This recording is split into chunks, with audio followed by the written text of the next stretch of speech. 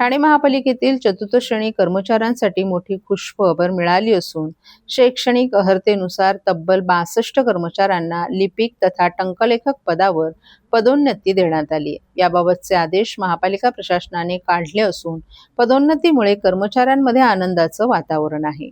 ठाणे महापालिकेच्या आस्थापनेवरील चतुर्थ श्रेणी संवर्गातील कर्मचाऱ्यांना शैक्षणिक अर्हतेनुसार पदोन्नती देण्याच्या निर्णयाची अंमलबजावणी करण्यात आली आहे. एकूण 62 चतुर्थ श्रेणी कर्मचाऱ्यांना लिपिक तथा टंकलेखक पदावर पदोन्नती देण्याचे आदेश महापालिका प्रशासनाने जारी केलेत. चतुर्थ श्रेणी कर्मचाऱ्यांना शैक्षणिक अर्हतेनुसार पदोन्नती देण्यात यावी अशा सूचना उपमुख्यमंत्री एकनाथ शिंदे यांनी प्रशासनाला दिल्या होत्या.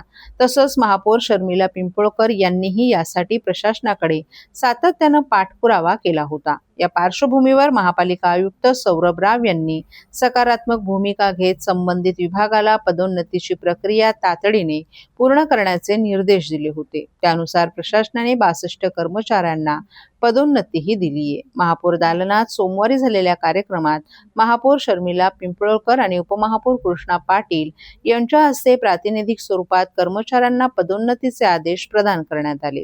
यावेळी उपायुक्त मनीष जोशी, जी गोदेपुरे, कार्मिक अधिकारी दयानंद गुंडप, आस्थापना अधीक्षक राधिका कांबळे यांच्यासह महापालिका कर्मचारीही उपस्थित होते.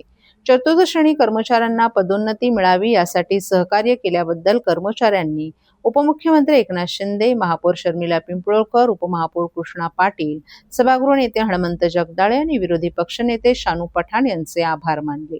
पदोन्नतीच्या निर्णयामुळे संबंधित कर्मचाऱ्यांमध्ये आनंदाचं वातावरण निर्माण झाले.